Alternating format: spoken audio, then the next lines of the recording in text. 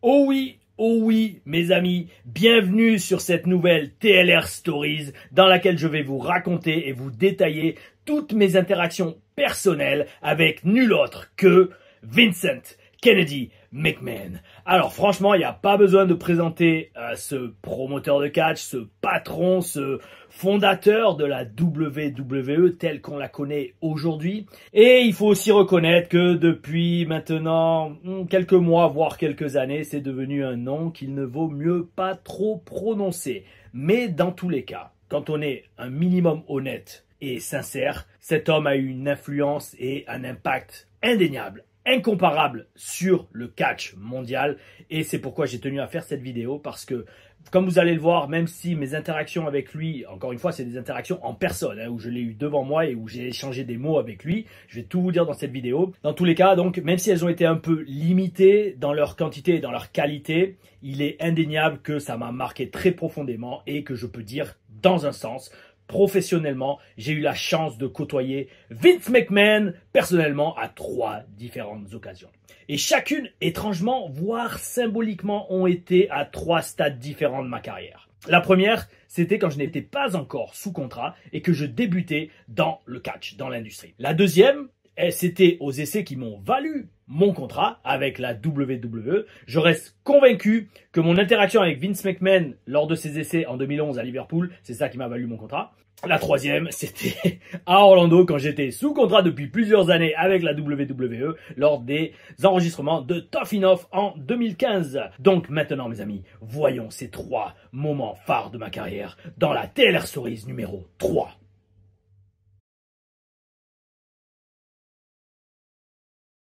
Nous sommes en mai 2008 en Californie. J'ai la chance de participer à 5 enregistrements télé de la WWE à l'époque en tant qu'extra. C'est ce qui servait de tryouts ou d'essai pour éventuellement obtenir un contrat. Donc à la fin de ces 5 essais, qui se terminaient un lundi soir par un Monday Night Raw à Oakland, dans le nord de la Californie, John Cone, qui était un des arbitres du main roster sur la route à l'époque, vient voir tous les extras qui étaient encore présents et il nous demande si on est disponible et intéressé pour faire ring crew, c'est-à-dire monter et démonter le ring.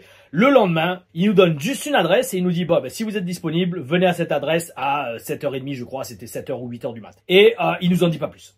Alors bien évidemment, ça sous-entend primo que si on accepte, on sera vu dans les bonnes grâces par l'office de la WWE et surtout aussi qu'on aura un peu de cash à la clé. Donc on accepte à 8h du mat le lendemain avec mon ami Lee Coyle, qui était un de mes partenaires d'entraînement chez Landstorm en 2006 et avec qui j'étais resté en contact et avec qui je suis toujours en contact, c'est toujours un ami. On arrive en voiture, avec sa voiture, devant une sorte d'ancien théâtre, un ancien opéra, un ancien théâtre condamné et fermé au public. Alors au début, on doute, on se demande, attends, est-ce qu'on est à la bonne adresse? Parce que là, on voit rien. Et un peu plus loin, au détour du bâtiment, on voit un gigantesque camion avec un logo WWE dessus. Et ça efface tous nos doutes. Nous sommes au bon endroit, à la bonne adresse. Une fois qu'on rentre, on découvre qu'on est là pour monter un ring pour, en fait, le tournage d'une publicité avec nul autre que John Cena et Vince McMahon. Cette pub, à l'époque, c'est un événement. C'était pour la marque de rasoir Gillette, et elle est d'ailleurs encore disponible sur YouTube, ainsi que son making-of. Lors de cette journée, mes interactions avec Vince McMahon ont été limitées et très basiques, et c'est la première fois de ma vie que j'ai pu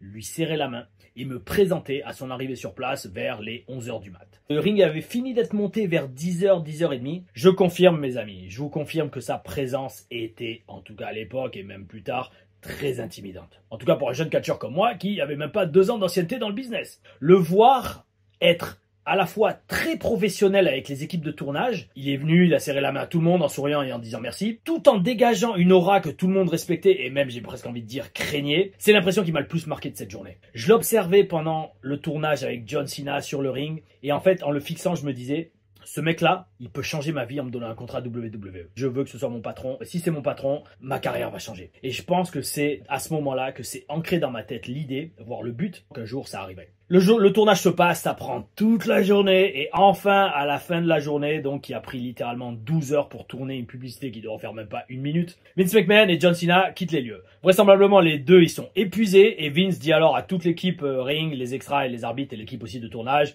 un bye guys général en remuant la main et avec un hochement de tête. John Cena lui, il nous a laissé avoir accès à sa loge, ainsi qu'à toutes les friandises qu'il lui avait laissées. Il était vraiment cool. Quand il est parti 10-15 minutes après Vince, parce que je pense que chacun avait leur limousine, on est resté avec les arbitres pour démonter le ring, et là, John, avant de partir, il nous dit « Hey guys, si vous voulez aller vous servir dans ma loge, allez-y, il y a pas mal de friandises, il y a pas mal de snacks. » Et alors là, donc, moi je vais dans sa loge, et mes amis, c'est ce jour-là que j'ai compris toute l'efficacité des energy drink. Franchement, j'étais littéralement KO de toutes ces journées de stress et de présence dans les vestiaires de la WWE parce qu'oubliez pas, je vous ai dit, j'avais fait 5 tryouts cette semaine-là. 5 tryouts, 5 journées à être à Raw et SmackDown sur lesquelles je reviendrai en détail dans une autre TLR Stories. Et donc, franchement, avec cette journée où j'étais debout depuis 6 heures du mat, il était 8 heures du soir, on avait encore un ring à démonter, j'ai pu tester une energy drink qu'ils avaient laissée à John Cena dans sa loge. Et franchement, mes amis, à la première gorgée, j'ai eu direct la pêche pour démonter le ring et rentrer après coup à San Bernardino depuis Auckland, ce qui signifiait entre 7 et 8 heures de route. On était arrivé à 5-6 heures du mat le lendemain. Mais j'avais, mes amis, la tête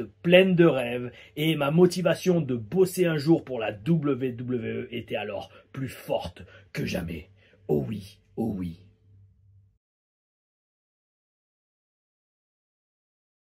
Ma deuxième interaction avec Vince McMahon était en novembre 2011 à Liverpool au Royaume-Uni. Il s'agissait donc de ces fameux tryouts ou essais qui m'ont non seulement valu mon contrat WWE, mais m'ont fait avoir aussi mon seul match télévisé à SmackDown contre Big Show. Alors ces tryouts, ils se déroulaient sur 2 jours, lors des enregistrements de Raw lundi soir et de SmackDown mardi soir. Donc lundi à Raw, comme c'est souvent le cas d'ailleurs, aucun officiel n'avait eu le temps de s'occuper de nous, mais le lendemain par contre, ils nous avaient garanti qu'on aurait au moins un match dans l'après-midi, bon dans la salle vide devant les officiels WWE et les talents du roster WWE, une promo également filmée devant une caméra, pour voir donc si on était digne de recevoir un contrat WWE. Raw, ce lundi soir, le 7 novembre 2011, se termine vers 22h. Alors là mes amis, ça a été une histoire de fou, parce que je vous explique. On était environ une vingtaine de talents européens à faire des essais lors de ces 2 shows. Il y avait une quinzaine de gars et 4 meufs. Le truc, c'est un truc de fou, c'est qu'on est à Raw. Je vous explique, on est à Raw. Le show se termine sur le coup de 22h. Déjà à 21h, donc à la moitié du show, il y a la moitié des extras qui rentrent chez eux ou à l'hôtel. Et ça, j'ai pas compris. J'ai pas compris parce que même si c'est jamais quelque chose qu'on m'a formulé ou dit de faire littéralement ou officiellement, je comprends pas comment, si tu veux bosser à la WWE, t'es pas au moins la classe, la décence et l'intelligence de rester jusqu'à la fin des enregistrements de télé de WWE Raw ou WWE SmackDown. Parce que si tu veux un jour bosser pour eux, montre-leur que tu es prêt à faire autant de sacrifices, au moins, que les gars qui sont déjà sous contrat. Et en fait, ça m'a fait halluciner. Mais d'un autre côté, je vais pas vous mentir, j'étais aussi soulagé de voir que sur les 20 extras, il y en avait 10 au moins qui étaient déjà partis à 21h, à la moitié du show. À 22h, le show se termine, ding ding ding final. Là, il y en a encore 5 ou 6 qui partent. Là aussi, moi je dis rien. Moi je me tais, je dis rien, je fais ok, allez-y, faites votre vie, moi je reste. Et là, il en reste plus que 3 ou 4. Ils étaient morts de peur. Ils étaient là, genre ouais, mais qu'est-ce qu'on fait? Pourquoi on reste là? Pourquoi on devrait pas être là? Ça fait tâche. Et moi je leur disais, écoutez les gars, allez-y si vous voulez, rentrez si vous voulez, mais moi je reste jusqu'au bout.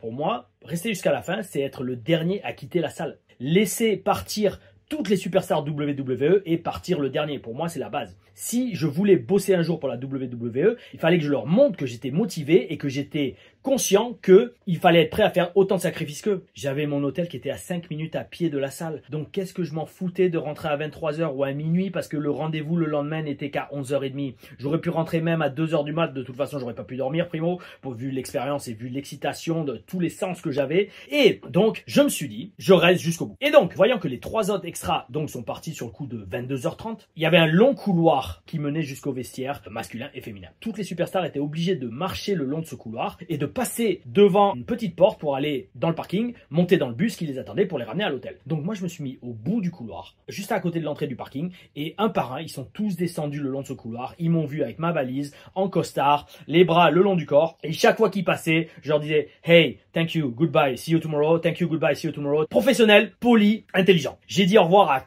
tout le roster. Certains, je leur ai serré la main, comme Tyson Kidd, TJ Wilson, que je connaissais de mes jours à Calgary, quand je m'étais entraîné avec Lance Storm en 2006.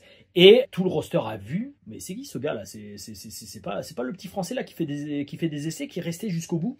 Et donc, grosso modo, il est 23h30. Là, je vois plus personne qui descend. Ça fait 20 minutes qu'il n'y a plus une seule superstar qui est venue. Je décide quand même, pour être sûr, et je demande aux gardes de la sécurité, vous pouvez juste vérifier, s'il vous plaît, dans le vestiaire qu'il n'y a plus personne. Il n'y avait plus de superstar WWE. Et donc, je me dis, bon, bah c'est bon, mission accomplie. Là, maintenant, je peux enfin rentrer à mon hôtel parce que j'ai mis toutes les chances de mon côté pour faire la meilleure des impressions possibles aux officiels et aux superstars de la WWE pour avoir une chance de gagner un contrat. Donc je redescends le long couloir que je n'oublierai jamais. Je prends ma valise que vous pouvez voir dans la vidéo du vlog à Chypre d'ailleurs. C'était exactement la même valise parce que j'avais mon casque de Spartiate dedans. Donc là je prends ma valise, je commence à marcher pour sortir de la salle et donc forcément je passe par le parking. Là je vois que le gros bus des superstars n'est plus là, donc je me dis c'est bon, tout le monde est parti. Et juste après je vois une très grosse limousine noire avec le chauffeur qui attend à côté qui fume une cigarette. Et dans ma tête, ça fait tilt. Il doit rester quelqu'un d'important. Et je pose quand même la question au chauffeur. Je fais, excusez-moi monsieur, il reste encore quelqu'un à l'intérieur? Et alors là, le mec il me dit, ouais, il reste le patron et son gendre. Mes amis, il restait encore Vince McMahon et Triple H. Là, je me suis pas posé de questions. Il était 11h45. J'ai posé ma valise. Je suis resté environ à 2-3 mètres de la limousine et j'ai attendu, littéralement, mes amis, 1h30, presque 2 heures, pour voir sortir Vince McMahon, Triple H et Johnny Ace, John Laurinaitis. Il était, je vous dis pas de bêtises, il devait être 1h30 du mat. 1h30 du matin, je suis resté 2 heures à attendre Vince McMahon à côté de sa limousine. Là, je vois arriver Vince McMahon. Je le vois, le mec, il boite. Il est KO. Ça se voit sur son visage. Il était vraiment, on sentait qu'il avait vraiment pris un coup de vieux, qu'il était vraiment très fatigué. Il arrive, il boite. Et là, en fait, bon, il me voit pas tout de suite parce que moi, je suis un peu à l'écart quand même. Je voulais pas être juste à côté de sa limousine. Ça aurait été très déplacé et très, Et là, en fait, je le vois, il se retourne et il dit à Triple H, ah mince, je crois que j'ai oublié mon sac dans le bureau. Et Triple H, dit, oui, c'est bon, t'en fais pas, je vais le chercher. Et là, mes amis, la scène, c'est ça. La limousine, le chauffeur qui est à côté, Vince McMahon et moi. On est que 4 avec la limousine. Et là, je me dis, Tom, c'est ton moment. Je m'avance doucement, mais poliment vers lui. Je lui dis, bon, je vous traduis parce que je parlais anglais. Je fais, excusez-moi monsieur, je peux juste vous parler 2 minutes. Je me présente. Je m'appelle Tom, je suis un catcheur français, je fais des essais, je tenais à vous remercier pour cette opportunité parce que c'est une expérience exceptionnelle et plus personnellement, je tenais à vous remercier pour tout ce que vous avez fait dans l'industrie parce que si vous ne l'aviez pas fait et si ça n'avait pas été le cas, je ne serais pas là aujourd'hui. C'est littéralement ce que j'ai dit. C'est littéralement ce que j'ai dit et en toute franchise, alors certains vont dire oui je faisais de la lèche, non c'était sincère. Parce que si ce mec là avait pas développé la WWE telle qu'il avait fait depuis qu'il en était devenu le propriétaire dans les années 80, et non seulement j'aurais pas été là ce soir là et j'aurais peut-être pas eu autant envie de faire du catch dans ma vie et que ça m'avait amené à ce moment précis. Donc quand je dis ça à Vince, je le regarde dans les yeux et je lui serre la main. Là c'est énorme parce que autant c'est très dur de l'approcher sur les shows, là je sentais 2 choses. Je sentais que déjà il tombait le masque. Il m'a fait un sourire, il m'a serré la main, il me fait hey, that's very nice of you. Good luck to you. Et il m'a serré la main et je sentais que c'était sincère. Pourquoi? Parce que ce mec aime le business. Ce mec aimait le catch et il a fait rêver des dizaines, de centaines de milliers de personnes. Et moi, je parlais du cœur et donc j'ai été honnête avec lui. Et non seulement il a apprécié cela, mais j'ai vu du respect dans ses yeux. Parce que j'ai senti qu'il s'est dit, ce gars-là, il a quand même des corones. Oh oui. Et moi, ma mentalité à ce moment-là, c'était de me dire, yo. Si je suis terrorisé à l'idée de parler à un homme devant moi, qu'est-ce que ça sera le jour où je dois catcher devant 90 000 personnes à WrestleMania? Et ça a toujours été ma mentalité. Ce jour-là, je suis allé serrer la main, parler à Vince McMahon. Quelques secondes après, Triple H arrive, Johnny Ace, pareil. Je dis juste à Triple H et à Johnny Ace, hey, hi guys, I don't want to bother you. Je vais pas vous embêter longtemps, je sais que vous êtes fatigués, vous devez rentrer à l'hôtel. Je veux juste me présenter. Je suis Tom, je m'appelle Tom Laruffa, je suis un catcheur français. Je fais des essais. Merci pour cette opportunité, c'est super, j'adore ça. Et les deux, Johnny Ace et Triple H, Johnny Ace qui était à l'époque le recruteur, c'était lui qui était responsable de la signature ou pas de nouveaux catcheurs et c'est lui d'ailleurs qui m'a filé mon contrat. Et donc les deux me serrent la main avec un petit sourire, ils me font hey, good luck to you man, et ils montent dans la limousine et ils partent. Là quand la limousine sort du parking, mes amis, c'était un home run. Là, je savais que ce jour-là, ça aurait pas pu mieux se passer. Dans les backstage, j'avais absolument fait tout ce qui était humainement possible pour laisser la plus grosse des impressions possibles sur les officiels de la WWE et pas les moindres, le patron, son gendre et le responsable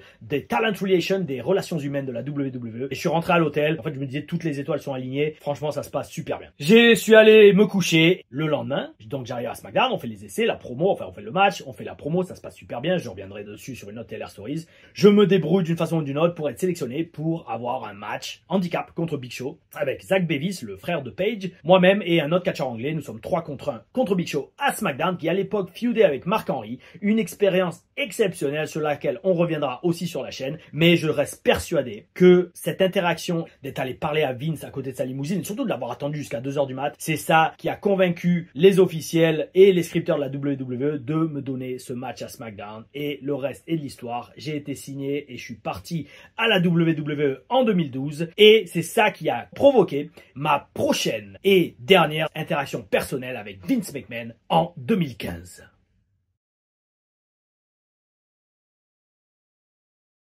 Ma dernière interaction avec Vince McMahon était à Orlando en automne 2015, lors des répétitions hebdomadaires pour le tournage de l'émission Tough Enough qui était diffusée en direct sur USA Network. Cette émission était diffusée en direct le mardi soir. Mais donc tout le mardi après-midi principalement, ils envoyaient une dizaine de catcheurs sous contrat à NXT pour servir de stand-in, comme on dit, de doublure pour les vrais participants du show qui, eux, ne savaient pas du tout ce qui allait se passer à l'avance. Et donc à chacune de ces répétitions, il y avait Vince McMahon, bon, il y avait Triple H, il y avait Stephanie McMahon, il y avait Chris Jericho, il y avait Hulk Hogan, il y avait Bryan Danielson, il y avait Paige aussi qui était juge sur l'émission. Moi, à chacune de ces répétitions, Matt Bloom, le coach en chef du PC, m'envoyait parce que à l'époque, je revenais de blessure, à deuxième blessure au genou.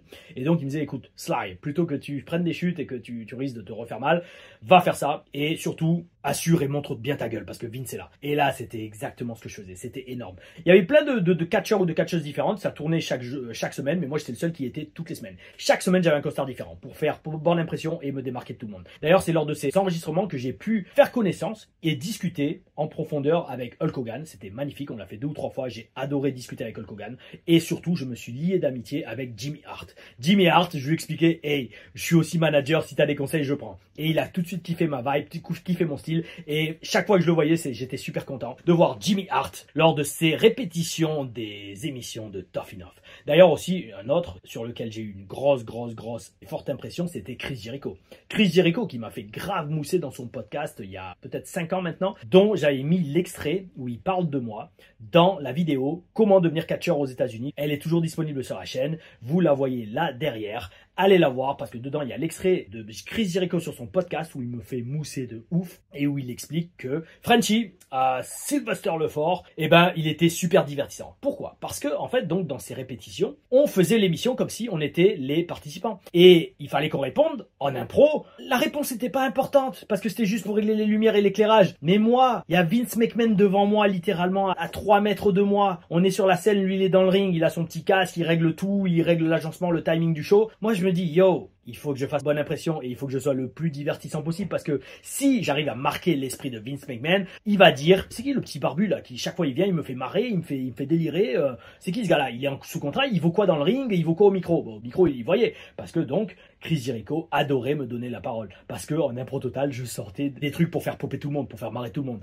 Et donc, d'ailleurs, en parlant de faire popper tout le monde et de faire marrer tout le monde, lors de cette interaction avec Vince McMahon, je peux dire que j'ai fait rire, j'ai fait marrer Vince McMahon. Je vous explique pourquoi. C'était lors de l'émission où Big Show devait mettre des chops à tous les participants. Et nous, on n'était pas au courant. Et donc, moi, je suis en costard, là, comme ça, j'ai mon costard, ma chemise. Et là, ils disent, bon, allez, tous les remplaçants, là, dans l'après-midi, enlevez vos chemises. Big Show va vous donner une chop à chacun. Et là, moi, je fais, wow, c'était pas prévu, ça. Je revenais de blessure. J'étais quand même vachement enrobé, hein. J'étais à 95 kilos. Quand je suis sec avec les abdos, j'en fais 10 kilos de moins. Là, 95 kilos, j'étais un peu grassouillet. Et deuxièmement, après, en enlevant ma chemise, là, je me souviens que pour faire marrer les catcheurs dans le vestiaire, qu'est-ce que j'avais fait?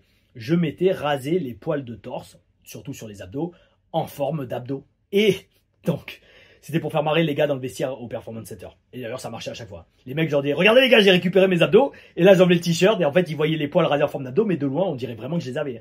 Jason Jordan m'avait dit ça un jour. Il m'avait dit, je t'ai vu torse nu, mec. Frenchie, qu'est-ce qui se passe? Je t'ai vu torse nu devant le PC. Ça y est, t'as récupéré tes abdos. Et là, moi, je lui soulève le t-shirt. Je fais, ouais, regarde. Et là, il voit les poils. Il explose de rire. Il fait, tu me fais délirer. Et donc là, je suis dans le ring, il y a Vince McMahon à 2 mètres de moi, il y a Chris Jericho, il y a Hulk Hogan, il y a tout le monde dans le ring, hein, parmi les plus grandes stars du business et les gens les plus importants du business. Et là, je suis en train d'enlever ma chemise et ils vont voir que je me suis rasé le torse en forme d'abdos. j'ai honte, je sais plus où me mettre. Quand la chemise tombe, j'essaye de garder les mains sur le torse quand même pour pas trop être flag, jusqu'au moment où arrive le moment où on doit se prendre une chop de Big Show. Bon, Big Show était allé, je vous le dis tout de suite, il avait été cool, il nous avait pas frappé très fort, donc bel esprit. Par contre, lors du show de l'émission en question, où on était, où on regardait, on restait pour regarder, là il est allé de bon cœur. Oh oui, oui. Et donc là, au bout d'un moment, je suis obligé d'enlever mes mains pour prendre la chop. Et là, Jericho, il arrête, il fait attends. Frenchie, tu t'es rasé les poils de torse en forme d'abdos. Et là, moi, je suis là, je suis pris sur le fait. Je peux plus nier, je peux plus cacher. Et là, je dis à Chris, oui, je l'ai fait. En fait, je fais, ouais, je l'ai fait, c'est pour faire marrer les boys dans le vestiaire. Comme on dit en anglais, I did that to pop the boys. Pop the boys, ça veut dire faire marrer les gars dans le vestiaire. Et là, quand je dis ça, Brian Danielson, il explose de rire. Il explose de rire, littéralement, parce que la façon que j'ai eu de dire, j'ai fait ça pour faire marrer les boys dans le vestiaire, il a tout de suite compris que moi, dans le vestiaire, j'étais là pour foutre la bonne ambiance et pour se marrer. Alors, Brian Danielson explose de rire. Chris Jericho, pareil, ça le fait sourire. Et il appelle Vince, parce que Vince était retourné, il était dans son micro, il parlait avec, je crois, Kevin Dunn, qui était là d'ailleurs présent sur les shows. Il communiquait pour savoir quel angle de caméra, quel timing, etc. à faire pour l'émission. Et là, Chris Jericho fait, hey Vince, regarde le petit français là, le mec il s'est rasé les poils de torse en forme d'abdos, genre comme s'il avait jamais vu ça de sa vie. Mais moi j'ai halluciné parce que je me dis bon, je l'ai déjà fait dans ma carrière, pas dans ma carrière, mais dans ma jeunesse je l'ai fait plein de fois pour rigoler avant de tout raser. Voilà. Et là en fait Vince il se retourne, j'oublierai jamais, il se retourne et là il fait et il reprend sa conversation avec Kevin Dunn. Donc mes amis, oh oui, Tom LaRufa a fait marrer Vince McMahon ce jour-là. Et alors là par contre, je vais pas terminer là-dessus. Je vais vous terminer sur ce qu'a dit Hulk Hogan, Hollywood Hulk Hogan, qui est quand même une de mes idoles que je regardais à la télé en grandissant. Le mec, c'était le seul qui se marrait pas. Il me regardait de loin et je voyais qu'il se marrait pas. Et il me regardait avec son bandana, comme moi actuellement. Et là, au bout d'un moment, je l'entends dire, mais pourquoi j'ai jamais pensé à faire ça dans ma carrière? Et là, mes amis, ça, alors là, pareil. Je vous jure, sur tout le travail et tout le temps que j'investis dans cette chaîne.